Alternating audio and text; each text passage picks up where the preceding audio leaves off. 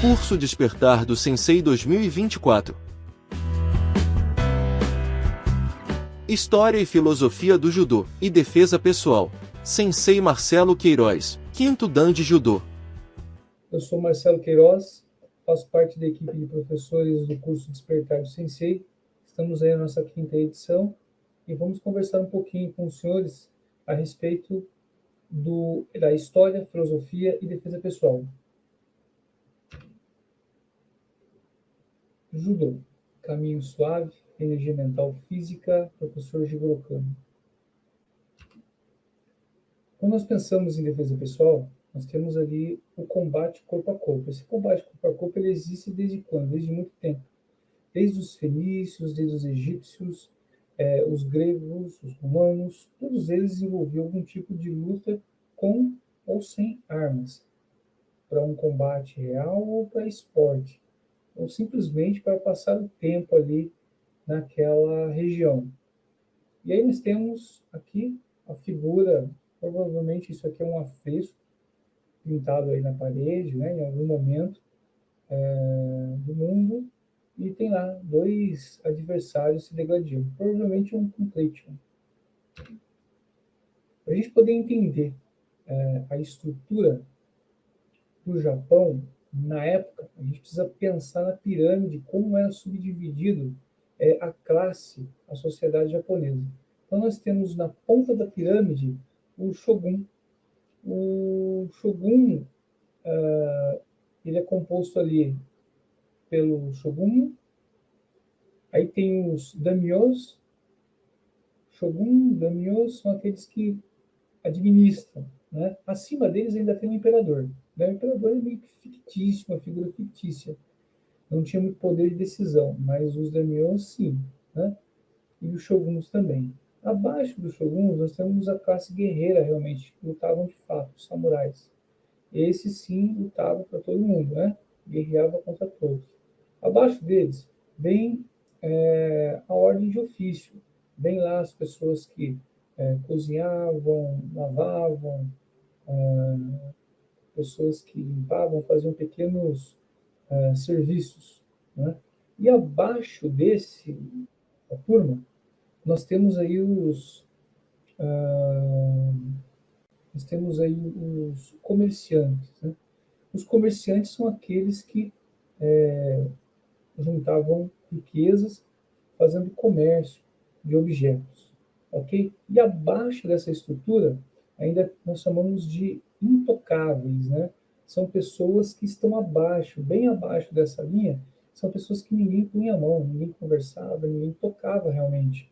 Por quê? São pessoas que mexiam com mortos, mexiam com serviços que ninguém queria pôr a mão. E também ninguém chegava próximo deles, né? Então eles eram chamados de intocáveis. Algo parecido como aquela casta dos indianos, né?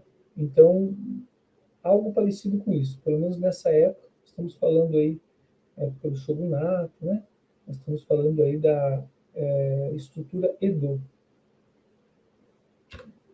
Aqui nós temos a imagem dos samurais, né? É óbvio que essa imagem ela não é uma imagem real de samurais. São pessoas que, na época, na estrutura já Meiji, nessa estrutura aí, eles tiravam fotos e tal, mas não eram samurais propriamente ditos, mas eles adoravam tirar fotos com samurais, vestidos de samurais. Pensando nisso, a gente tem que lembrar que essa classe é uma classe que praticava vários estilos de jiu-jitsu. Então eles treinavam jiu-jitsu Iawara, taijitsu, vários tipos de ryu, e entre eles, em 1725, surgiu um outro tipo de jiu-jitsu da época chamado de judô. O judô já existia. Esse nome já existiu em 1725, no Japão da época. Muito bem. Para a gente poder entender um pouquinho, nós temos lá a era Edo e depois nós temos a era Meiji. A era Edo vai até 1868. A partir de 1868 começa a era Meiji. Nessa época, foi uma época que foi uma transição no Japão em que os portos japoneses foram abertos para as nações amigas e enfim, né? Os países como Rússia, França, Estados Unidos, entre outros, eles foram até o Japão e disse o seguinte, eles falaram o seguinte, falaram, olha, ou vocês abrem, né, os portos às nações amigas, ou então nós vamos abrir esses portos aí a tiro de canhão. Né? Quem falou isso aí foi o Comodoro Perry, dos Estados Unidos. Né? E nisso eles acabaram aceitando, estavam numa época de transição já realmente, acabaram aceitando, e inclusive a primeira luta que se tem em origem foi mais ou menos nessa época, em 1860, mais ou menos. É a luta de dois lutadores de sumô contra dois fuzileiros navais da Marinha Norte-Americana. Aqui a gente vê bem a transição de uma época que o Japão ficou muito tempo atrasado, né? Aqui do seu lado esquerdo do vídeo, canto esquerdo do vídeo, a gente tem um Japão de 1500, 1860, um Japão ainda meio que feudal. Olha lá, não tem, praticamente não tem nada, as casas são bem simples, né, e tal. E do outro lado, 5 anos depois, já com a evolução, né, nós já temos ali pavimentação nas ruas, nas bicicletas, nós temos bonde, elétrico, eletricidade, né, provavelmente água, um sistema de irrigação de água mais estruturado do que o anterior, é a diferença de 5 anos. Então, vocês veem como a transição da era Edo para a era Meiji foi muito importante. Nós temos aqui a figura do professor Jigoro Kano agora, né? Aqui nós temos o Jigoro Kano, do lado ele e o irmão. O Jigoro Kano mais novo, né? E o mais velho é o irmão dele, um dos irmãos dele, né? Tinham outros irmãos. Ele estava com uma espada de samurai, com roupas de samurai, os dois, mas não há registro que a família do professor Jigoro Kano ele tenha vindo de família de samurais. Em nenhum momento existe isso, não tem nada escrito, né? Então, alguns professores antigos falam que não, porque o professor Jigoro Kano ele é neto de samurai, bisneto de samurai. Não, não tem isso na literatura, não tem nenhum registro. Aqui sabe-se que ele era proprietário de uma fábrica de saquê, pertencente à mãe, tinha um dinheiro por conta disso, e no demais não tinha nenhuma ramificação da estrutura samurai.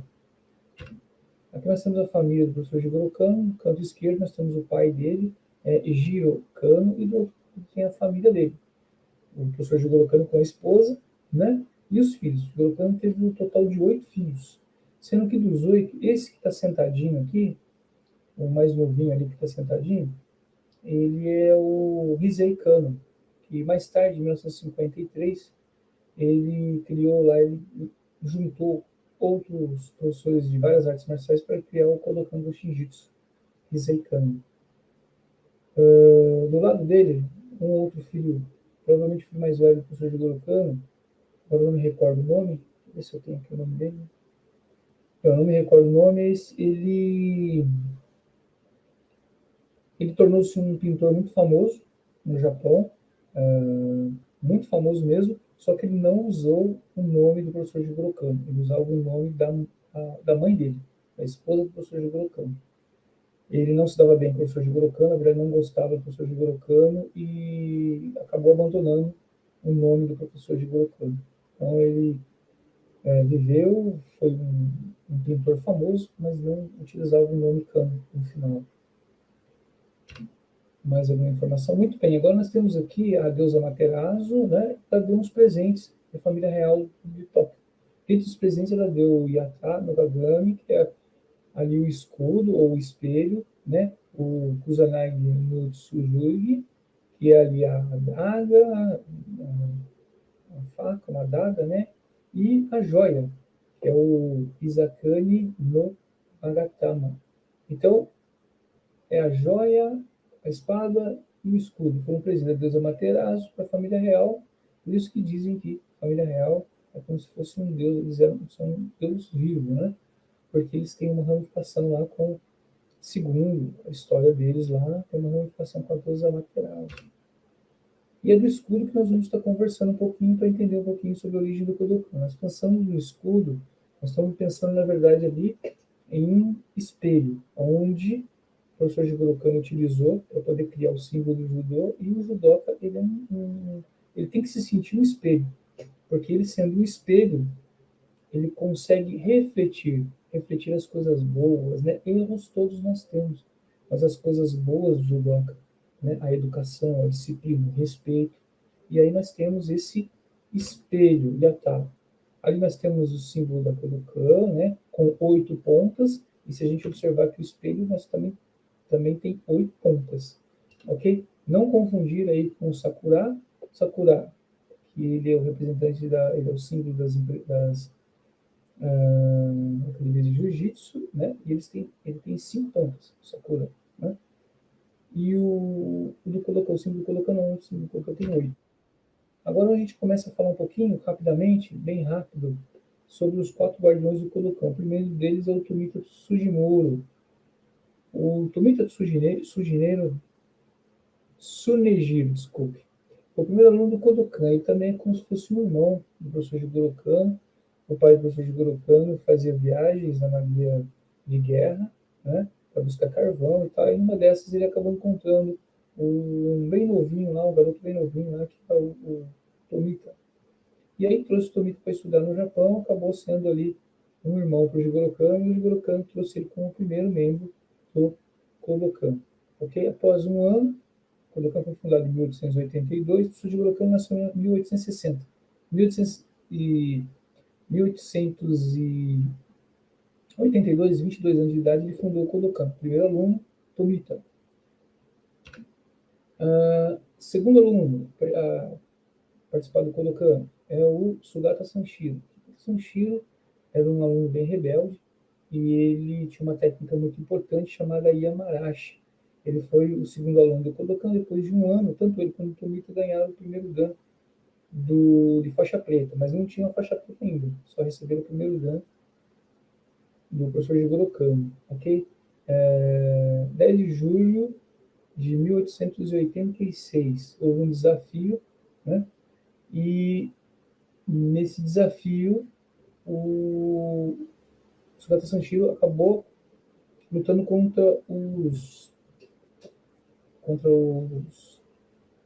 o jiu-jitsu da época, né? Foi uma disputa em Tóquio, disputa dos policiais de Tóquio, e nessa disputa o Jigoro Kano colocou lá o Sugata Sanshiro para lutar, representar o Kodokan. E na representação ele acabou vencendo as lutas e tal, o judô Kodokan prevaleceu em cima do jiu-jitsu tradicional da época, e aí ele acabou por se consagrar lá campeão do Kodokan. E nisso, ele entregou uma faixa preta para ele. Falou assim: você vai colocar essa faixa preta na cintura e vai lutar. Foi aonde deu origem à faixa preta. A faixa preta só teve origem no Kodokan em 1886. Ok? Teve mais um desafio. Esse desafio foi contra a meca do Karatê de Okinawa, né? Higaki Kusaburo. Desafiou o Sugata Sanshiro. Inclusive tem um desenho na luta do Karatê lá de Okinawa contra o Sugata Sanshiro. Ele vence com uma técnica chamada Yamarashi, né? Acaba machucando seriamente o atleta do Karatê, enfim, né? Com certeza não acabou bem essa história. Ele acabou sendo expulso do Kodokan, foi convidado aí gentilmente a se retirar do Kodokan. Mais tarde, ele acabou abandonando o judô e foi ser mestre em arco e flecha, um exímio atirador de flecha. Ok? Esses dados vocês vão encontrar na página 41 do livro A Arte do Judô, de Stanley Virgílio. Tá? Primeiro aluno do mestre Jigoro Kano a usar a faixa preta. Tá isso, Sanshiro. Aqui nós temos onde foi criado o Judogi. O Judogi nada mais é do que uma roupa dos bombeiros da época. O professor Jigoro Kano utilizou ele para poder desenvolver um Judogi, né? uma roupa boa, forte, resistente e simples para poder se praticar o judô. É óbvio que ele utilizou a cor branca, porque a cor branca significa ali a paz, significa a mente vazia. Então, ou seja, algo como se fosse uma mente limpa, né? Então, tem um significado o judogi branco. Então, não é só a gente colocar um judogi branco porque o judogi branco é bonito, porque é branco, ou encarde, porque é branco. Não, ele tem por que ser branco. Ele representa ali o início, né? E o início, tudo bem branquinho. Vai colorindo de acordo com as faixas, né? Ok? Muito bem. Próximo aqui, próximo guardião é o Yokoyama Sugimuro. Yokoyama Sagujiro. Onioyama. Muito forte a estrutura, o bíceps do menino. Bíceps, peitoral, né? O tórax muito forte. Então, ele só tinha, o que tinha que falar dele é que ele participava de alguns desafios juntamente lá com o Yamashita. Aqui nós temos Yamashita, foi o quarto a integrar o Kodokan. Yamashita tem uma história muito curiosa, porque juntou ele e o... Tanto ele quanto o Onioyama, os dois foram para um bar e desafiaram 15 adversários para a briga. Bateram em todo mundo, né? Ele, não contente, voltou no dia seguinte, a Mashita voltou no dia seguinte, desafiou mais 15. Dessa vez ele foi sozinho, bateu em todo mundo de novo. Só que aí, no final, ele acabou jogando alguém de ponta cabeça e esse alguém quebrou o pescoço. No que ele quebrou o pescoço, o que aconteceu? Ele foi expulso do Kodokan. Ele foi convidado gentilmente para sair do Kodokan. Né? O Kodokan expulsou ele do Kodokan. Ele, não contente, desafiou o Kodokan para briga. Desafiou o professor Jigoro Kano para briga. E aí chamou o professor Jigoro Kano para briga e não sei o quê. Bom, aí foi expulso mesmo, né? Foi convidado a sumir do Kodokan. Posteriormente ele foi preso porque ele acabou assassinando alguém. E aí ele acabou sendo preso, ficou um tempo preso, saiu da cadeia e foi reintegrado ao Kodokan novamente. A partir desse momento, ele melhorou, é óbvio, né? Lembrando sempre do espelho, tal. Ele melhorou, houve uma melhora. E aí, o professor de Jigoro mandou ele para as Américas para ensinar judô nas Américas, ok? Ele foi para os Estados Unidos, ajudou, foi professor da família do presidente dos Estados Unidos, presidente Roosevelt, e ensinou também o Ted Roosevelt, filho do presidente Roosevelt dos Estados Unidos, já em meados de 1900. Aqui nós temos a primeira faixa preta criada pelo mestre Jigoro Kano, a faixa preta da Sugata Sanshiro, 1888. Aqui a gente pode ver num filme retratado da Akira Kurosawa, a saga de Sugata Sanshiro, e aí está ele lutando contra um lutador de jiu-jitsu da época nessa disputa que nós comentamos, condições, e ele com a faixa preta na cintura. Agora nós vamos vir para o Brasil rapidamente, né? Só, isso aqui é um negócio que a gente tem que contar com mais tempo, sentar e bater um papo na história um pouco mais tempo. Mas é importante saber, quem vai pegar a faixa preta, é importante saber desses detalhes. Tá? Então, primeiro judoca a chegar no Brasil aí, em 1908, o nome é Sadamiako, foi o introdutor do judô no Brasil, o judô jiu-jitsu, né? Lembrando que o judô, ele só passa a ser judô no Japão, ele só passa a chamar de judô no Japão em 1925. Até 1925, eles chamavam de jiu-jitsu kami, tá certo? No Brasil, pior ainda, só na década de 50 que começaram a separar o jiu-jitsu do judô. Do contrário, era tudo a mesma coisa, era tudo jiu-jitsu. Tá? Então, vamos lá. Que é 1908, veio para cá quem? Sadamiako. Como que ele apareceu aqui? Ele veio mandado pelo imperador de Tóquio. O imperador de Tóquio ficou muito feliz quando a Marinha de Guerra do Brasil acabou achando um náufrago japonês em uma das ilhas e levou para o Japão. Levando para o Japão, em contrapartida, feliz, o imperador mandou Sadamiako de volta, mandou Sadamiako para o Brasil, junto com a Marinha de Guerra, para ensinar jiu-jitsu, né, o jiu-jitsu, o judô, né?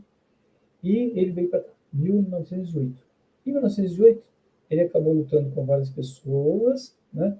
Um dos atletas dele, que virou aluno dele, depois de perder 3 vezes, lutou 3 vezes, 3 noites seguidas, né? Lutou uma noite, perdeu, lutou outra noite, perdeu.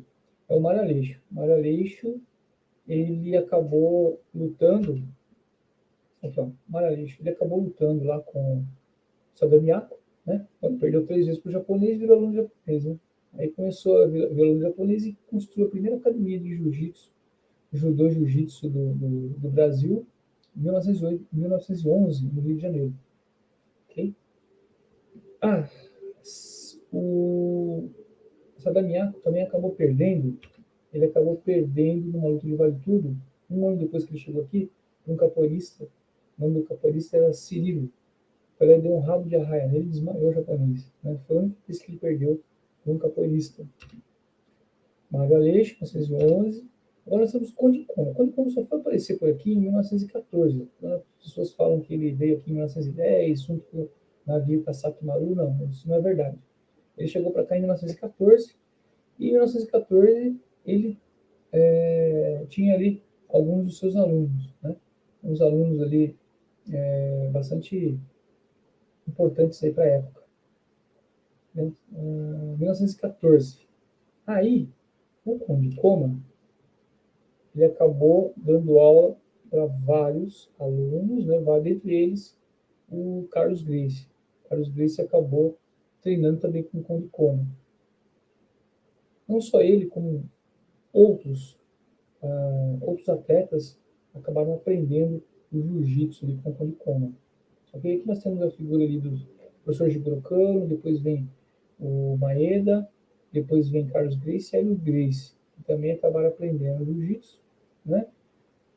Judô e jiu-jitsu, e acabaram desenvolvendo, continuando desenvolvendo o jiu-jitsu deles, né? Criaram o jiu-jitsu deles e acabaram desenvolvendo, mas a base deles era o judô. Muito bem. Nessa época, em 1924, nós temos aqui a presença do sensei Tatsuo Koshi. Ele veio para cá trabalhar, né? Ele veio aqui com os laboratórios Okoshi, análises clínicas, enfim. E nessa época possuía o 8º grau de faixa preta de judô, né? O primeiro diretor técnico da Associação das Faixas Pretas de Judô, sem fins lucrativos. Ele baseava muito nisso. E começava a desenvolver o judô em São Paulo, um judô de muita qualidade. Talvez ele vinha com o nome de judô mesmo, né? Separando ali bem a parte de jiu-jitsu. Continuava ali com o nome de judô, já mais evoluído para a época. Nós temos aqui o sensei Katsutoshi Shinai, que chegou em 28. Nessa época, ele chegando aqui, ele veio plantar morango, plantação de morango, né? Também ensinava o judô sem fins lucrativos. Tem uma história muito interessante, porque ele saiu do Japão, foi para os Estados Unidos na engenharia e tal. Nisso ele aprendeu greco-romano lá, começou a treinar greco-romano, luta livre olímpica e tal, voltou para o Japão, e nisso ele acabou, já era mestre de judô, né? Ele acabou participando das Olimpíadas daquele ano. Participou das Olimpíadas na greco-romana, luta livre olímpica, desculpa, luta livre olímpica, e nisso ele acabou sabendo ser terceiro colocado no Campeonato Olímpico de luta livre. Né? Ok? Katsutoshi Naito, amigo do Sensei Ono também, né, dos irmãos Ono. Aqui nós temos os irmãos Ono, chegaram em 28, mesma época do Sensei Naito, e dizem que quando o Sensei Ono chegou, ele abriu um box lá no mercado municipal, desafiando todo mundo que passava por lá.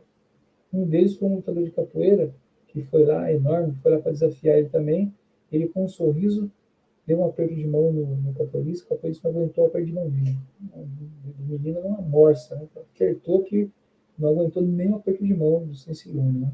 A gente dá para ver aí na juventude, o tórax, né? A estrutura física muito forte para a época, né?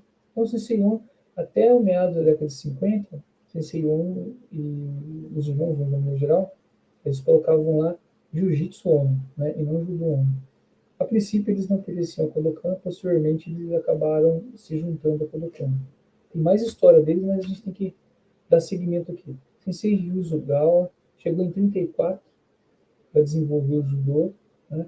E ele tinha uma equipe muito forte de judô, um treinamento muito forte, várias ramificações, várias academias, a partir da estrutura que ele deixou. Então, Sensei Ryuzo Ogawa. Sensei Terazaki, 1929, Suzano, a gente também, a biografia dele fala que ele, além de construir, ele, olha só, ele, no Japão, ele recrutava os japoneses para vir para cá. Nesse recrutamento, ele acabou vindo também. Pessoal, sempre lembrar umas coisas. Japão, no início do século, eles não tinham o que comer, eles não tinham dinheiro. Era um Japão que estava devastado por guerras lá contra a Manchúria, contra... Então o Japão não tinha nada. Eles não tinham nada, eles estavam ferrados. Então eles vieram aqui para trabalhar, não vieram aqui para lutar judô. Eles não vieram aqui para para dar aula de judô, nada disso, veio para trabalhar na lavoura, agora para trabalhar com morango, enfim, né? E não foi diferente sem ser Terrazato. Ele veio para cá, trouxe a família dele, acabou indo para o norte. Uma das filhinhas dele, infelizmente, pegou malária e acabou falecendo, né? Nisso ele veio para São Paulo, que ficou no interior. Fez parte da Kodokan do interior. Sempre disputa entre a Kodokan do interior, aqui de São Paulo, com a Kodokan da capital de São Paulo. Sempre tinha essas disputas, ok? E o Sensei Terasaki formou muitas faixas pretas.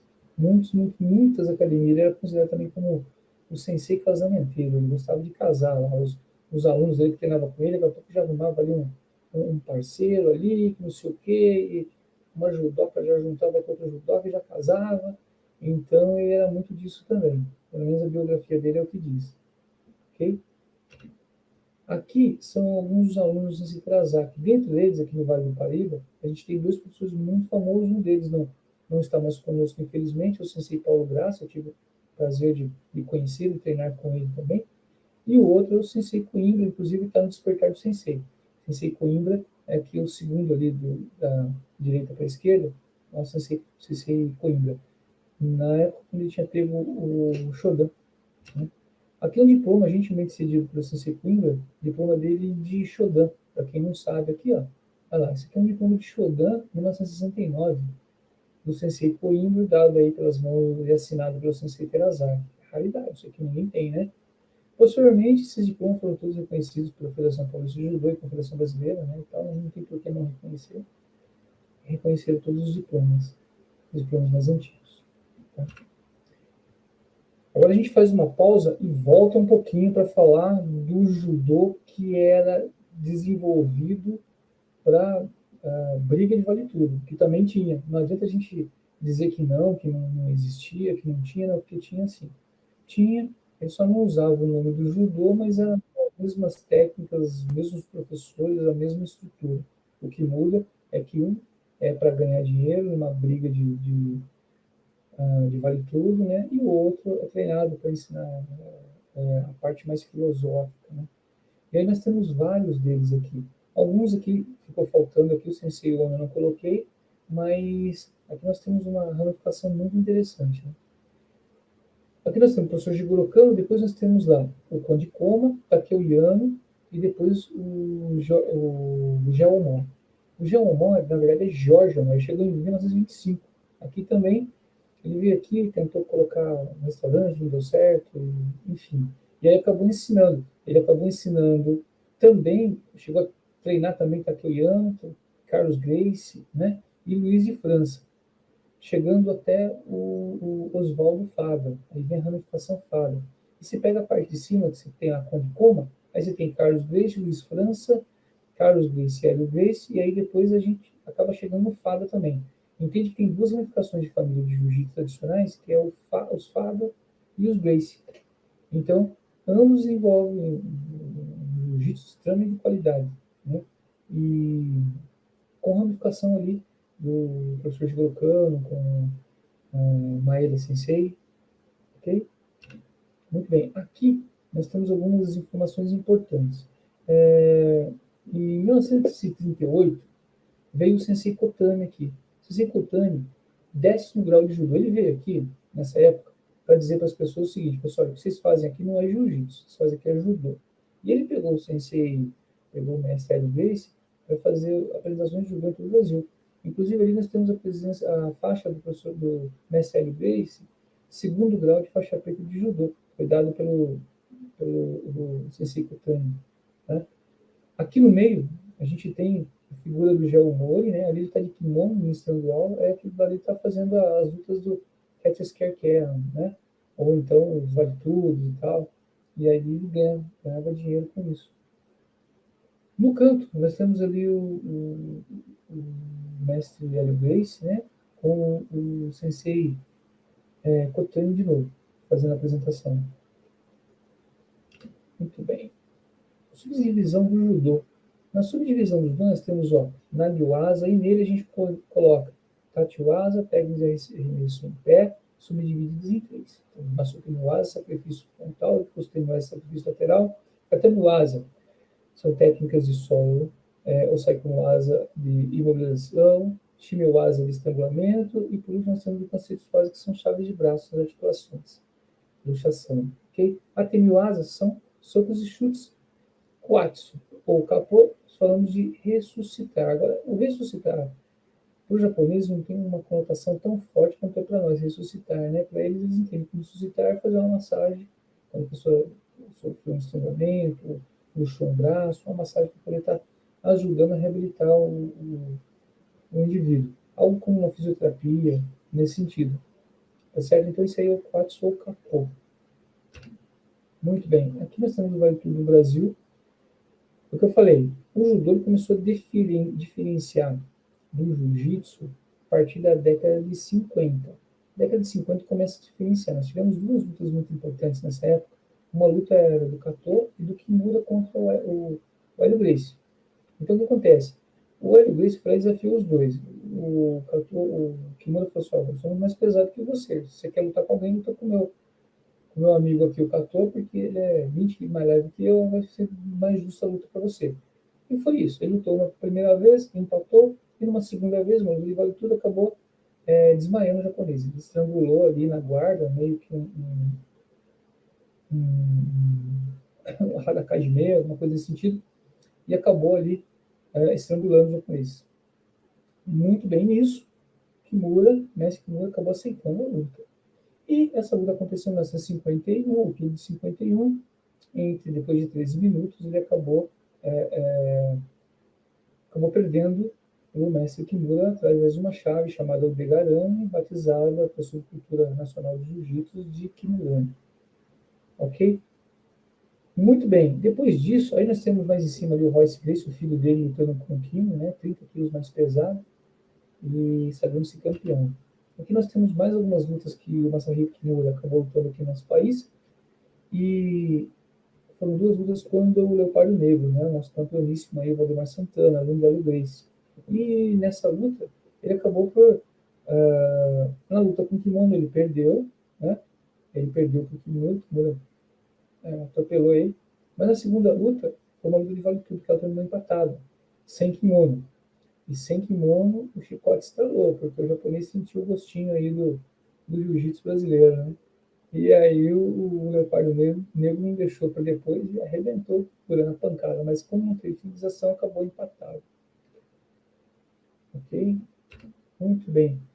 Essas informações elas foram prestadas aí pelo um grande historiador, Elton Silva, né? Eu tirei do livro dele, são 3 livros aqui, ó. É o MMA, muito antes do MMA, 1, 2 e 3. Tá? Quem tiver curiosidade, compre o livro dele, um livro muito bom. Quem gosta de artes marciais, vai gostar de saber de história, tem muito mais coisa ali que vocês podem estar observando. Né? Eu fiz algo assim, bem resumidamente. Bom, muito bem. Kodokan Goshin Jitsu. Agora vamos ver um pouquinho do Kodokan Goshin Jitsu, que ele tem tudo a ver com defesa pessoal. O Kodokan Goshin Jitsu surgiu no ano de 1956 pelo sensei filho de Goro Kano, né, Heisei Kano. Ele, em 1953, na verdade, ele queria criar uma defesa pessoal, mas queria privilegiar também outras artes marciais, já que a defesa pessoal existe em outras artes marciais.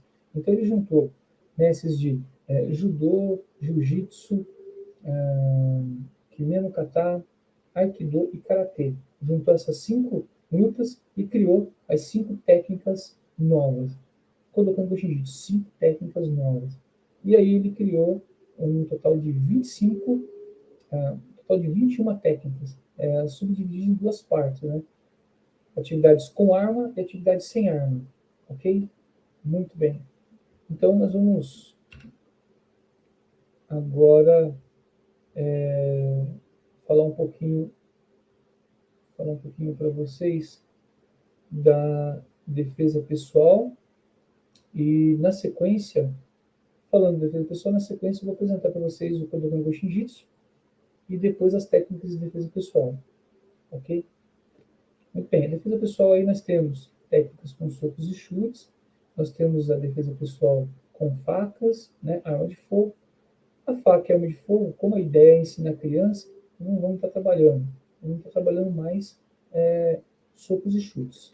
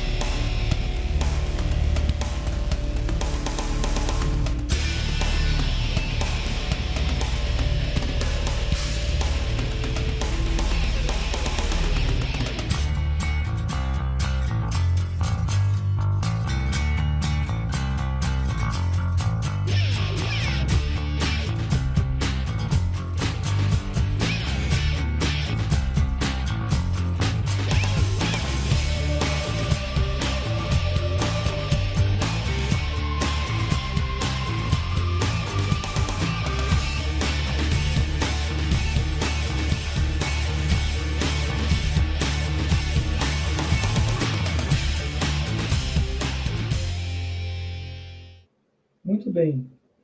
Agora, vocês acabaram de ver o Kodokan Goshin Jitsu, né? Que eu fiz com o Sensei Nilson. E também as técnicas de defesa pessoal, né? Que a gente fez aí fizemos aí com a Sensei Alessandra. Agora, nós vamos ver aqui esses vídeos aqui, que é uma defesa pessoal mais simples, algo voltado para criança. Tá? Então vamos lá ver aqui o estrangulamento de frente por cima dos braços. Ó. Tirou, joelhou. Ah, muito bem. Hein? Vamos ver de novo. Tirou, joelhou. Aí. Muito bem, vamos ver o outro lá. Isso, estrangulamento por costa, saída pela frente. Vamos ver? Vamos lá. Costa, saída. Aí. Olha só, hein? Muito bom. De novo, ó. Olha lá. Triangulou, saiu. Show. Muito bom.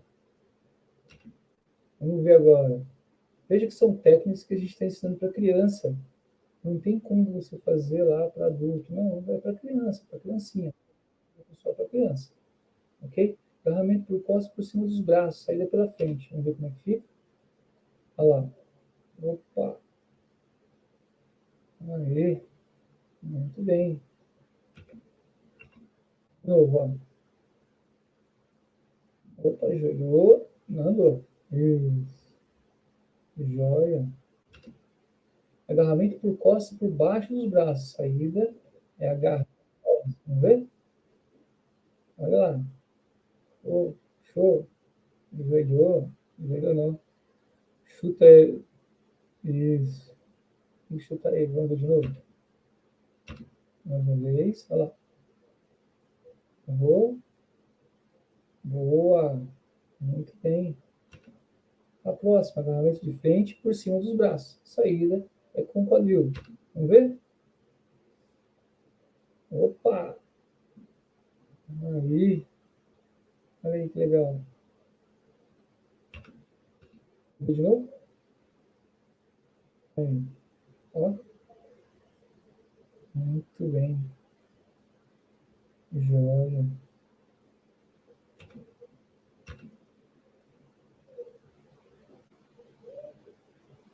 Muito bem. E agora?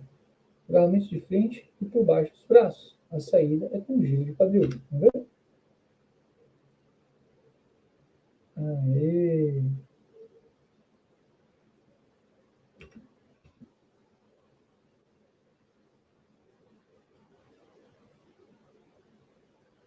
Oh. Gravata lateral. Saída. Bloquear o sopro na saída. Olha lá. Bloqueou os sopros e saiu. Muito bem. Boa.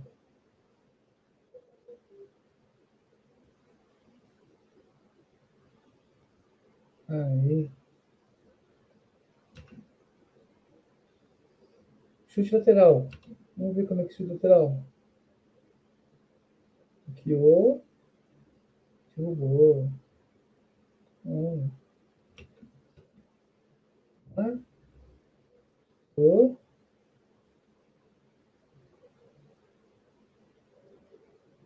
Muito bom.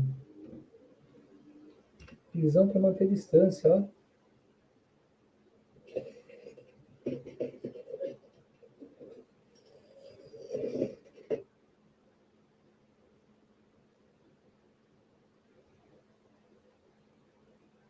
Muito bom.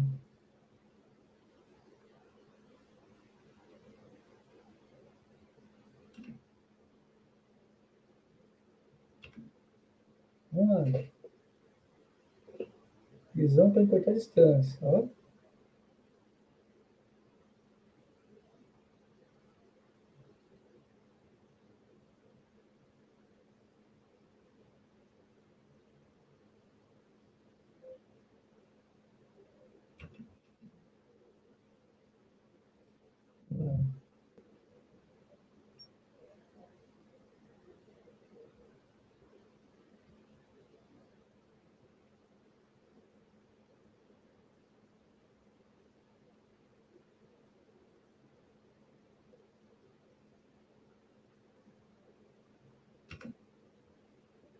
Muito bem. Aí nós temos agora defesa de arma branca.